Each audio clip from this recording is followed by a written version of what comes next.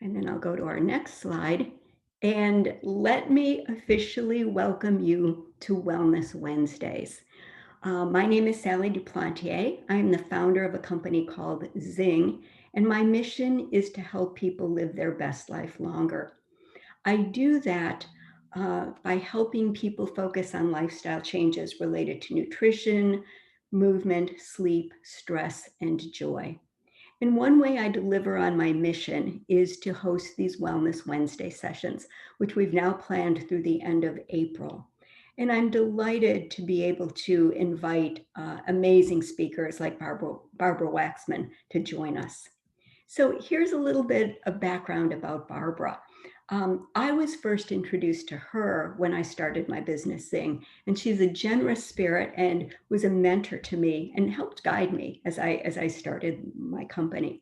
Barbara is a gerontologist, author, and coach.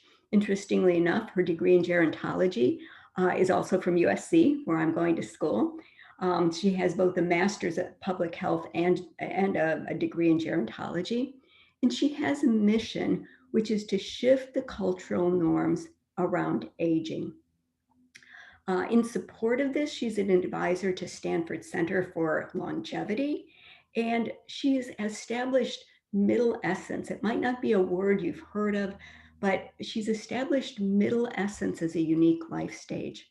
So a lot of what Barbara does in her work is focus on people who are more in the middle third of their age, just helping them reinvigorate and reinvent. But I thought it would be really helpful to have Barbara share some of her thoughts with us who may be, in the latter stages of our life. So with that, Barbara, welcome, and I'm just going to turn it over to you. Thank you for having me. Can you hear me? Am I We can audio? hear you great. Yeah, yeah. I've been on a webinar before where I started speaking and assumed everyone could hear me, and no one could. So Barbara, we've all been there. now I always check.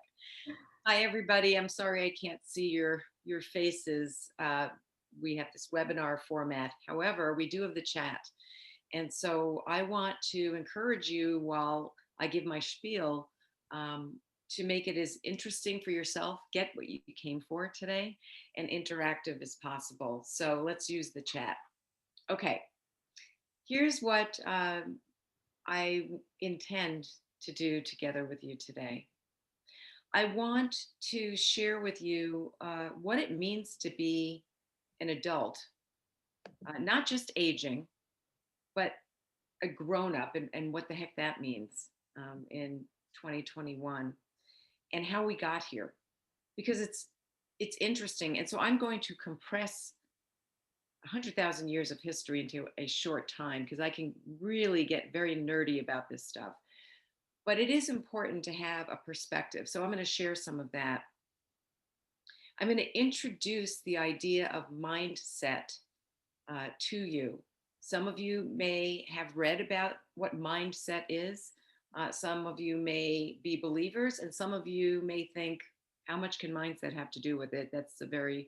I'm from New York originally. Think that's a very California thing. The research is there, and we're going to do a little experiment together. And then I'm going to offer up a an online free quiz for you to take to kind of assess your mojo from wherever you are. So that's what I've got planned, right? So put your seatbelts on, and we're going to take off. So let's see. Let me tell you a little bit about me. Uh, it's important to have this perspective because this field of gerontology, which means adult development and aging, a lot of people, you remember geritol, but what the heck is a gerontologist? I'm not a geriatrician, which is an MD with a special emphasis on aging, but I'm a gerontologist. So where did it come from, and why did I get so interested in this? So on the left, you see a picture. If you look carefully, you can see this. I am from before the days when we knew sunscreen was important. um, my dad was a physician, and as I mentioned, I grew up in New York, and he would take me to the Menorah Home and Hospital in Brooklyn, New York, when he would volunteer. And I was about this age. And I would roam the halls while he was volunteering, doing his work.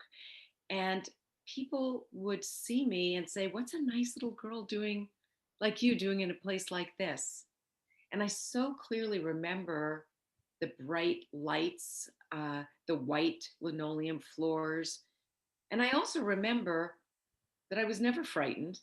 I never had been told, don't listen to old people or any of that. And so, of course, I got the best positive reinforcement as a young child. And they would tell me stories and I would learn things. So I would leave feeling that virtuous cycle that usually takes a long time to learn, that the more we give, the more we receive. So the next picture of me is when I was in college, and I worked throughout high school. I volunteered, and then in college, I started to work as a recreational therapist in a nursing home. And so I was dancing with one of the residents there. After college, I worked in the business world for a while, and then decided I wanted to become an expert in this then burgeoning new field of aging. So I went back and I got my master's degree in aging. And for years, people have said to me, with my focus now on midlife, more than kind of 80s and better, why do you care? Why is this interesting? And I have always felt that the richest times of life are starting when we have enough wisdom. Silver lining for me, even, has been we have enough time and space to unearth our wisdom. And question I want you to think about is, during this time when so many of us, whether we are living alone or we're not, still feel isolated, are you using that time to unearth your own wisdom and see what's there to teach you? It is a time to dig deep in every kind of way.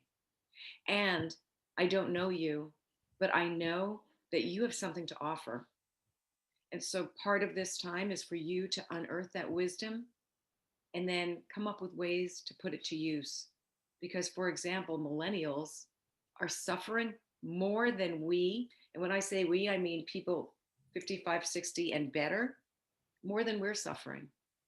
Because we have had, and research has been showing this, we have had the potential to deal with the isolation in better ways, more constructive ways, more internal ways than younger people. That's one of the beauties of maturity and years on this planet. So I want to start asking you a question. And here I'm going to ask you to use the chat.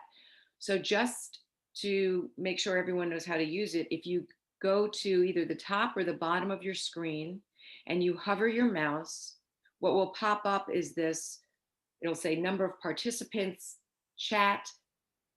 Click on where it says chat and it'll open up a box and you can type in there. Here's my question. I want you to write two numbers separated by a line. How old are you? What is your chronological age? That's going to be the first number you type in. And next to it, slash, if you didn't know how old you were, how old would you be? Say it again. If you didn't know how old you were, how old would you be? All right, let's see what's popping up. I'm 74, I'd be 40, 67, 50, 65, 50, 53, 70, 70, 16, 75, 50, 63, 60, 79, 45, 73, 85, 75, 60, 72, 50, 56, 50, 71, 45, 72, 40. Anyone seeing a pattern? There's one person who felt, if I read this correctly, one number so far has popped up where someone's chronological age is younger. But 99% of us are feeling my chronological age is older than my felt, perceived, experienced age. So, why is that? Anyone want to write in the chat? Why do you think that is?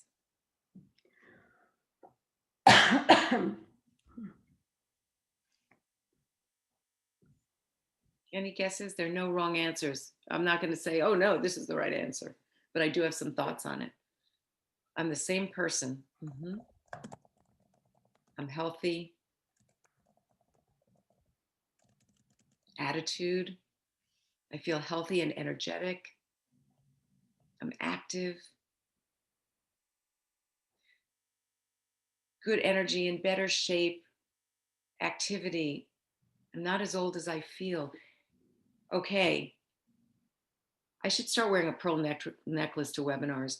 Pearl, your chronological age no longer defines you. I also need a magic wand. Don't change the slide yet. That's a little signal we have. But if I had a magic wand, I would say, I hereby free you. I hereby free you from thinking that you need to associate with a number. It is not important because our chronological age no longer is the best signifier of who we are, how we feel, and how we show up. Another example of this is you can go online and take a quiz that will tell you your actual age. So my chronological age is 58 and a half. When I did one of these, I was about 44. And for me, that's about how I would feel my perceived age.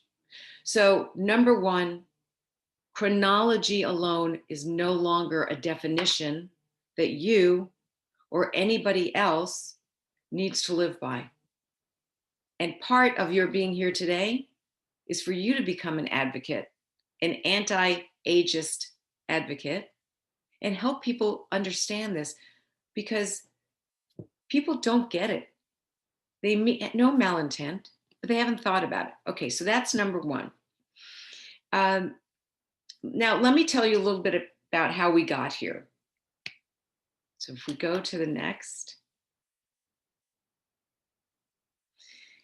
if you look at this screen, you'll see age is how high it goes. It's that axis. And then it's history. So this goes back 100,000 years, millennia, 100,000 years. So really, this is a flat line. And what is it showing us? It shows us that we have not historically aged at all. We've died at roughly 28 to 30 years old. It was only in the past 200 years, which means straight shot up, that things have changed. And then in 1900, so call it 120 years ago, not that long ago, life expectancy was about 47 years old. Today, it's roughly 80. And if many of you are in the Bay Area, and if you're college educated, and if you don't smoke, I hope you don't smoke, and if you try to keep yourself intellectually stimulated, your life expectancy is even greater. So we have doubled our life expectancy, and yet our mindsets haven't changed. We have taken on this focus because of the baby boomers. When the baby boomers were born, everything shifted. We need to build communities for people to live in. Suburbia was invented, more or less. We need to create schools so that all these schools were built. As baby boomers, some of you are baby boomers, were born, life shifted. So when the baby boomers were young, it started to become not so great to be old or older. Why did people, I'm going way back to call it George Washington. When you think of a portrait of George Washington, anyone think of a white wig? If you know how to raise your hand, you can click that little button. Anyway, like, yes. So George Washington and others, why did they wear white wigs? Because they wanted to look older. Because at that time, older people were scarce.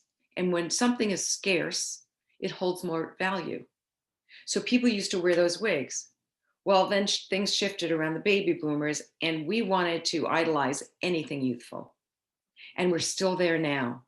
Again, join me. Your job is to change the perception in our country about what it means to be 60, 70, 80, and better. Because it can be pretty darn awesome, and there's so much we have to offer. So I wanted to share that about life expectancy. Before we switch slides,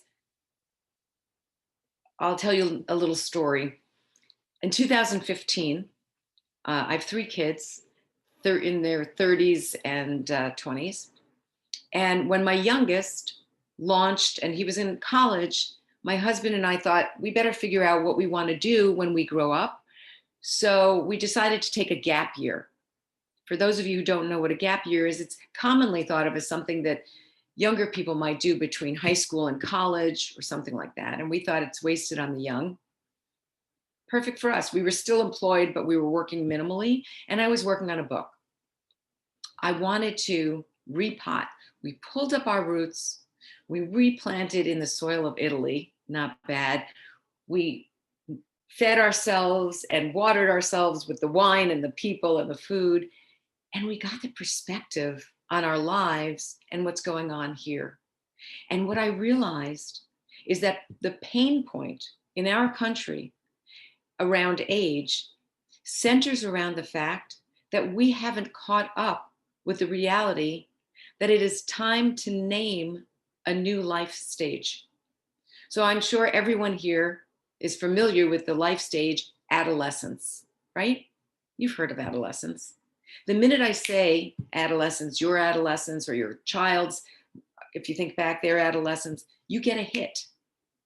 Hormones change, bodies are morphing, relationship crazies, and they're trying to figure out they're not a kid, but they're not a grown up. Well, guess what? The demographic gift, the gift of additional years of the 21st century, has created a second adolescence, sort of in reverse and in the middle of life. I call it middlescence, like adolescence, middlescence. What is it? Remember the things the qualifiers? Here they are again. Hormones change for men and women too. Everyone knows about menopause, but there's something called andropause that happens to men. So they're shifting in the other direction.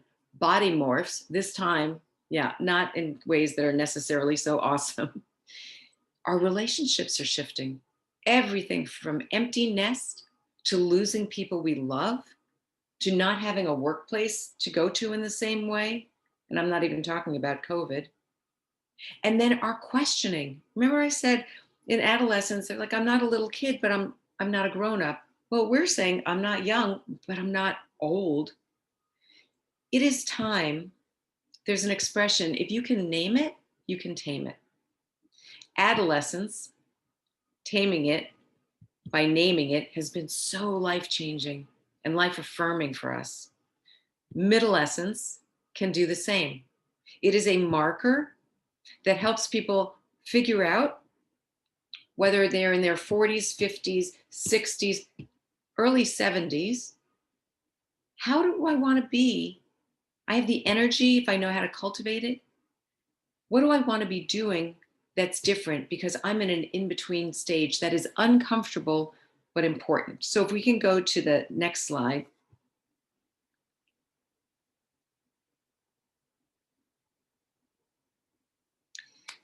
I'm going to mention just a couple of things.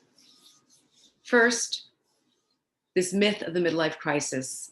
For anyone who enjoys TED Talks, I have a TED Talk that I'm going to be doing on January 30th for Sonoma TEDx. You can look it up, called The Myth of the Midlife Crisis. And what I will tell you is this idea is ageist. It is an ageist concept that took root as though it was fact. The fact is this: research has refuted the midlife crisis. People change. People go through troubling times when they're 18, they're 28, they're 38, they're 48, 58, 68, 78, 88. Just because you're in midlife doesn't mean you're in crisis. It means you're continuing to struggle and grow. It means that some of these norms that we've accepted are fallacies. One of them is by the time you're in midlife, your success or not has already been established. Not true. Artists do their best work oftentimes in their later years. Entrepreneurs, people associated with youth, Yes, some very successful companies have been founded by young people. The majority of entrepreneurs are over 50 years old. So it's not a crisis. It is a challenging period of time where we get to reevaluate if we allow ourselves and if we allow one another to do so. So, first, another pearl, know it's a myth. Make sure other people know it as well.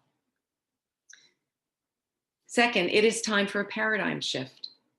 We're hearing about all the isms today, right, in the news. And it's so important. Ageism is one of the isms. It is painful. I was on a call with an executive recruiting firm this week, and there was a guy on the call who said, "How do I handle this, Barbara?" I was in an interview, and they said to me, "We want someone with energy, and we interview a lot of older people, but you don't seem older. It seems like you have energy." What? That is ageist. That's not even legal. Ageism is a protected class now. You wouldn't say that about any of the other isms. Our job is to skillfully educate people and call it out. What do you mean by energy? How does that work? So it is time for a paradigm shift. And wherever you are, whether you're still working or you're not working, you have influence over the people in your family, over your community, if you skillfully engage in conversations to enable yourself and other people to shift their mindsets. Because the last box here, we have more years of living to do, not dying. Every day is a gift. The older we are, there's something called future time perspective, FTP. The older we are, the happier, the more content we tend to be, because we know that every moment is sweeter. We've lost people in our lives and we love. We have health challenges which remind us of our mortality on a regular basis. And that's hard, and it's a bummer, and it's challenging, and it can be depressing. It also works to make each moment that we do have sweeter. So it's up to us to bring that to life. So in order to bring it to life, I want to talk to you about mindset. And before we switch to the next slide, the next two things we're going to do together. It's a little experiment. Mindset is largely split up into two areas: a fixed mindset. Lots of us screw up this way. When we're young, we go to school, then we meet the right person, get married, and have a career and family. Then we retire. We have a 3-chapter life. The fact that that is not how people live anymore has messed us up. And so we think something's wrong. What I want to tell you is nothing's wrong. It's just that that is a mindset that's fixed and it doesn't work. What you need to think about is, how can I have a growth mindset? The world will not go back to be the same as it was pre-COVID. I don't know what it's going to be like. Some things are going to be worse, some are going to be better. A growth mindset opens you to the possibility of evaluating what part you play in having agency and having control over the choices you make in your life about all kinds of things. So I want you to think about the growth mindset. Now, the reason, in addition to the fact that culturally and from our family systems, we often have a fixed mindset, is also happens from an evolutionary perspective. And I'll tell you what I mean. If I am walking alone down the street and I see a German Shepherd that is alone, rabid, barking, and running at me, I am probably, no, not probably, I'm going to be scared right away and try to figure out how to get out of there. I'm not going to spend time, oh, is this a nice little puppy, growling, teeth, right? Because I automatically do that. There are certain times we do that. We drive our car, we get to a red light. We don't think, red light, what does that mean? Green light, we just red light, stop. So how does that happen? It happens for a reason. It's to keep us safe. If our minds and mindsets didn't have a fixed ability to establish certain norms, regardless of where they come from, we wouldn't be able to drive down the block. There would be danger everywhere we go, right? So it serves us. However, it also holds us back. And this exercise is going to show you what I mean. So if we can go to the next slide, I want you to look at this slide, and I want you to read the words out loud. And then we're going to have another slide, and you're going to tell me what the difference has been. So let's read them out loud as quickly as possible.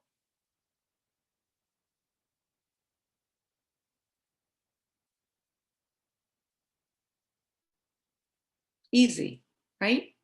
Everyone finished? Okay. Now let's look at the next slide. I want you to read the color the word is written in. You're not reading the word, you're reading the color, okay? Out loud as quickly as possible.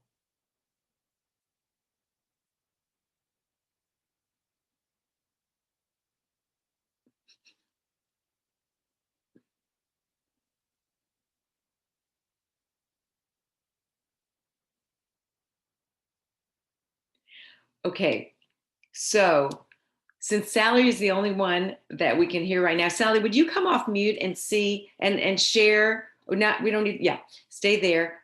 What was your experience?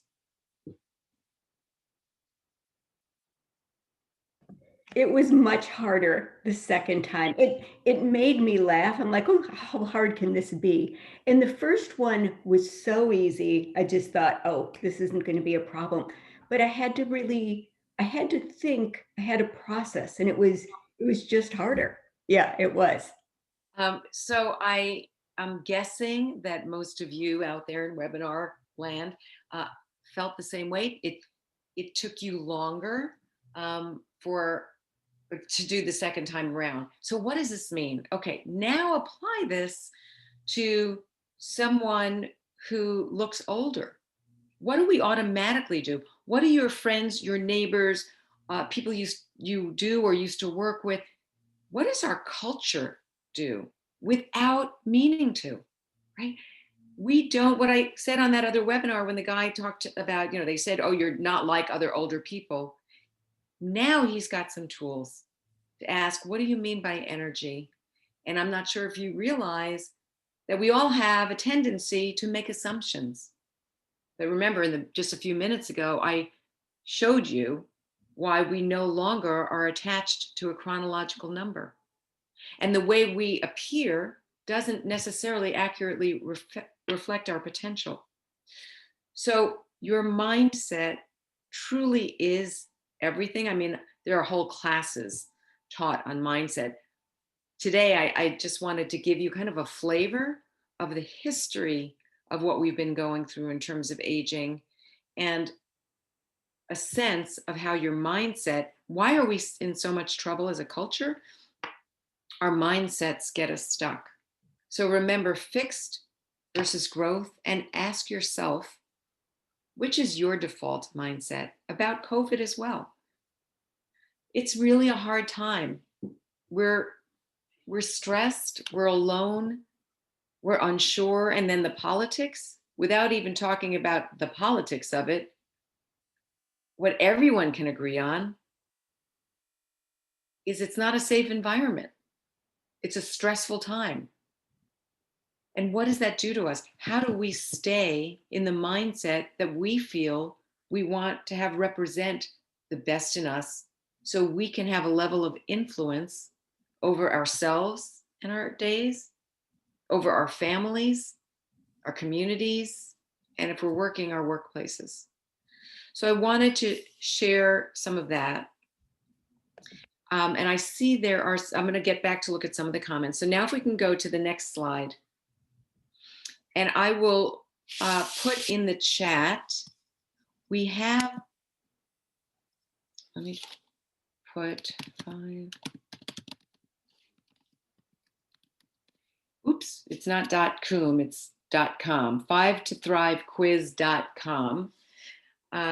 Here's what I want to share with you. If you jot down 5tothrivequiz.com, There's a free online 25 question true false assessment. And I'm going to tell you what it is.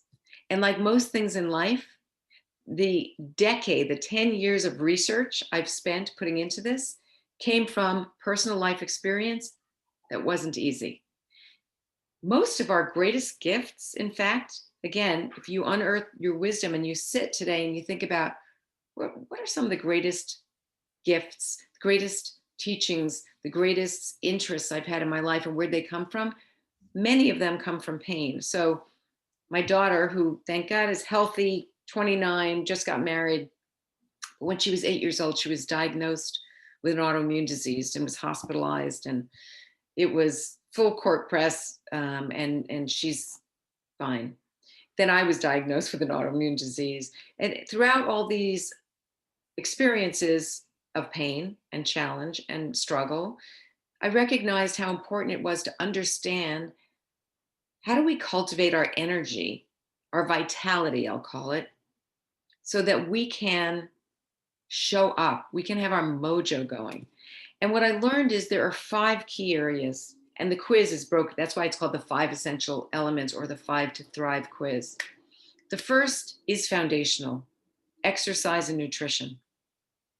This is a great time of year if you haven't seen your doctor recently to get your core lab results and understand your baseline where you're working from. But there are some important tidbits of information. By taking the quiz and knowing your answers, if you don't get to check a certain box, you'll know what you need to do. Then rest and renewal. We tend, as we get older, to be better about that because, frankly, we can't fake it anymore. We can't get away with doing what we used to do when we were younger. But many people stress about senior moments. By the way, that's another ageist term because there's nothing normal about senior moments. Now, what is normal is that we've got so much because we tend not to be in the business of tilling soil all day. We're in the business of thinking and reading and packing our brains with things that there's clutter. So it takes longer to find the file we're looking for. How can you reduce that clutter? Rest and renewal. Believe it or not, doing less will enable you to do more in less time because you'll be more clear in your thinking. The next area is focus and growth, another aspect of how do I stay energized by growing. We're told go to the gym, right? And I've got to do that. I got to exercise more. Well, you also need to exercise your brain. And I don't mean Sudoku or crossword puzzles. What I mean, although that's good, is when you go to the gym, you should just do enough that you feel a little bit uncomfortable. Every day, can you do something that creates your thinking, challenges your thinking just a little bit? So it's like going to the brain gym. You need to stay sharp because you're in the intellectual property business more than you're in the physical business. So you need to keep your physical body, of course, healthy. But I'm trying to make the point that you're still growing. If you're here, you're still growing. Invest in that. And then joy and passion. Some people get stuck on this idea of purpose. You know, I worked with a client yesterday who was recently divorced and said, you know, now I gave everything up and now I've got my kids half the time, but I've got to find my purpose. And I haven't been able to. And I told her to stop looking for her purpose. I told her that I thought she was stuck on purpose. Rather, what brings you joy? It can be working in your garden, going for a walk, doing something for someone else. There's big P purpose that we'll find when it shows itself and when we're open to it. And there's little P purpose that sustains us until we get to big P purpose. So joy and passion, do things that make you feel good, particularly now during COVID. Be kind to yourself. Give yourself the grace that you give to others, especially those you love. And your bigger purpose will evolve. So the quiz highlights on that. And then finally, how do we best use our time and effort? Many people say, I don't have time, or I get stressed about time, or I have too much time. The reason I included here is Einstein showed us that time warps. We don't control time, it's its own entity. All we have is the energy we bring to what time is available. And this quiz helps you kind of isolate those factors and see it. So I invite you to take the quiz and see how you do. And I think I want to, what time? So I'm right on time. So I want to make sure we have time for a generative back and forth and I can address questions. So here we go. So Now, I Bar- haven't gotten to look at the chat because I've been too busy talking. no, So. and I've been monitoring it. So this was great. I have to tell you, I was riveted, and so I knew I was supposed to change the slides, but I was listening so carefully. So I'm going to just summarize a little bit of what was in the chat, and then what I want to do is invite people to ask questions. Somebody just asked, "Can you spell out the quiz website?" Yes, it's. I'll, Go I'll ahead and retype it in there. And what I will do in the follow-up email that comes to everybody, along with the link of this recording, is I'll include that as well.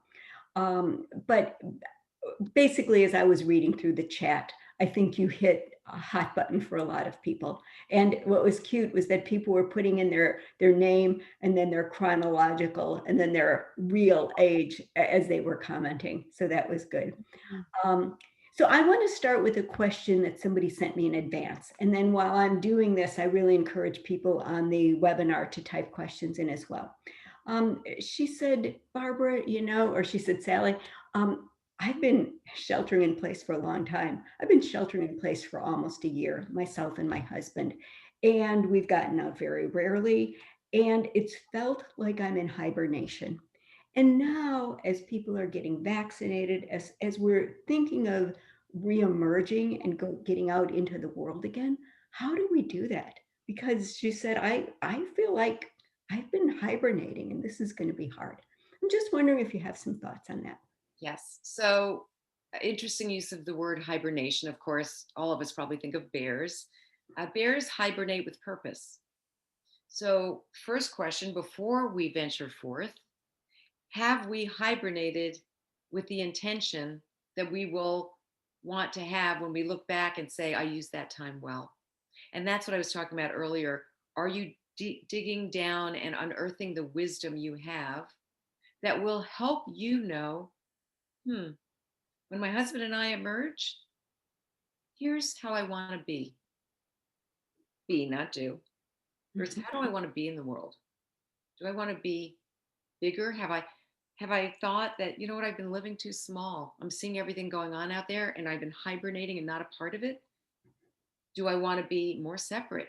I realize I want a quieter life. So use the hibernation well. And then it was interesting in September and October, I live in the Bay Area, but I am from New York and have an apartment in New York. Hadn't been there for a long time and thought it was safe enough to travel just to fly there and then be sequestered in the apartment. And in New York, they had been completely shut down in the beginning of COVID and then more open. We got there, the weather was beautiful, and Manhattan felt people were out and about. So I think one of the interesting things I learned was we think it's going to be so hard to re-engage, but people are so hungry. We are relational beings, even introverts. The book of Genesis starts with Adam and Eve and all about relationship. People are about relationships. And so I do think when people feel safe enough to go back out there, people are going to engage. I think the most challenging parts will be it's almost like we all have a clean slate. The question is not so much how will people in general, but how do you want to re-engage? And how do you want to be? And write it out. Here's how I want people to describe me. Mhm. And then here are the behaviors I need to exhibit and live in order for that person. So, my mom, who passed away a little over 2 years ago, it was very important to her after my father passed away to be a matriarch.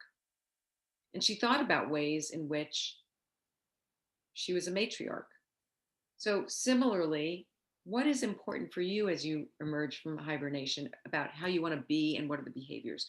Then people look at what do I want to do in the world?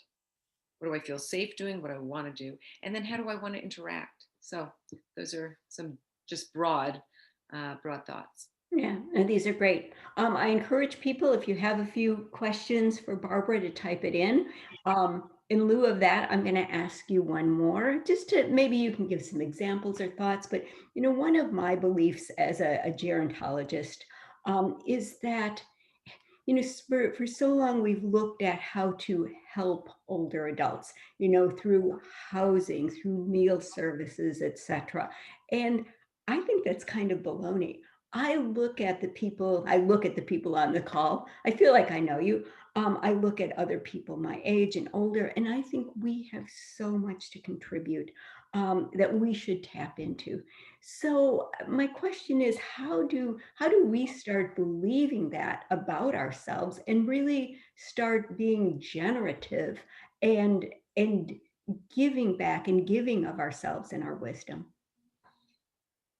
One of the reasons I love to do these webinars is my personal mission, professional mission, is to help give people the tools to activate the badass You inside can you. say it. You can say it on my webinar. I like So it. each one of us has a responsibility Mhm. to represent our age and stage well, and the chronological number isn't important, right? So each one of us also has a responsibility to educate others in a way the others can hear. It's not saying, who are you to say that? Because they won't hear that.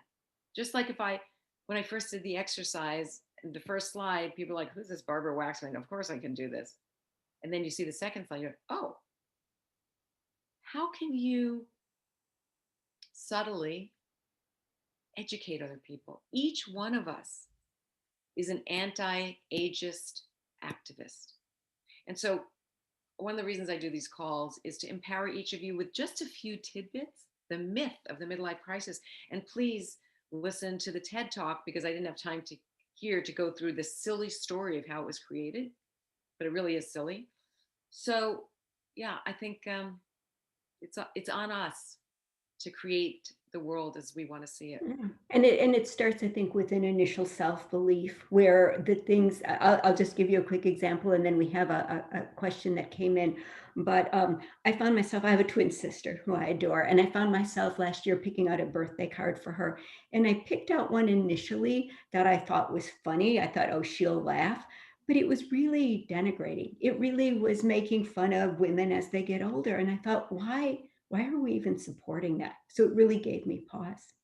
I will be including, once I get the link to your TED Talk, maybe in the future, but I will be putting that on my website and in my Smart Bite newsletter for people who subscribe, so people can get that.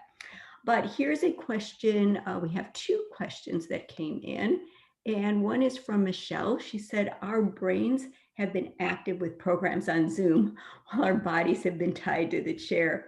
How do we connect both again and become one? It's like I've been an avatar. That's funny, Mhm. Michelle. Well, and Michelle, I don't know if it means that you haven't been as active, or yeah. So can maybe write in the chat a little bit more. Do you feel like you haven't been as active, or just missing the person to person connection? Okay, so while Michelle types that in, let me give you this one from Jackie. She said, I have many younger friends. I ask them, what do they see in me? Why do they like to hang out with someone so much older than them? This is a comment. They tell me that it's because I treat them like a friend, not a child. This pleases me and provides an incentive for me just to be myself. That's a beautiful comment, So Jackie. thank you for that. That is what I find as well. So many of us point these ageist arrows at ourselves, like no one's going to want to talk to me. And the truth is, there is a hunger on the part of younger people. And by younger, I could mean 50, 40, 30, 20, for the wisdom, as long as we're both mentors and students. as long as we are open. I spoke with someone who said was very judgmental about all technology and yet wanted the kind of dynamic relationship Jackie's talking about. And I said, unless you're willing to be a part of what is their reality in the world, and then you may have some subtle comments you want to make. A relationship is two-way. We have to respect them enough. And I'm guessing, Jackie, that you do that. You don't treat them like a child, and they feel that respect enough that there's this virtuous cycle of sharing that goes on regardless of age. Yeah. That's so great. So I will connect Michelle and Barbara. Oh, okay. So Michelle just responded, but let me do this because we're at exactly 11:46. So for people who need to drop off, I fully understand. You're welcome to leave, but if you want to stay for one more minute, there's two more questions. And Barbara, would you be good enough to answer those? Sure. And I'll make it really quick. For Michelle, uh, other than walking, my body hasn't been anywhere, but my brain has. Uh, so there are some amazing things online. Like I just saw this Camino del Santo, there's this pilgrimage walk that now you can do virtually. Go on YouTube, Google things. You can do excellent workouts. There are free trainings. Use your body, connect it to, if it helps you, kind of like this virtual pilgrimage, you actually see the ground and look like you're walking and get into that mindset. So there are a lot of opportunities. I mean, I work out every day and don't go anywhere. So I think it's on us to network with one another and learn what those opportunities are. And then the house arrest situation with how do we cope with this is, first of all, I'm working with people working in companies, I'll say, walk outside. Your commute is now walking around the block and coming back in your front door. Go outside your house. If you're in an apartment, you can go outside your building. In Italy, you couldn't for a while, but you can be socially distant outside, get fresh air, go out in the rain, you know, feel the actual kinesthetic part of being cold, being hot. So just because we're shut down and we don't have anywhere to go doesn't mean we can't go anywhere. Thank you, Barbara. This was great. It was just a delight to have you on this program. And thank you for everyone who participated. I will be sending you links to follow-up information, including a class Barbara offers if you would like to engage more. Have a wonderful afternoon, everybody. Bye now. Thank you.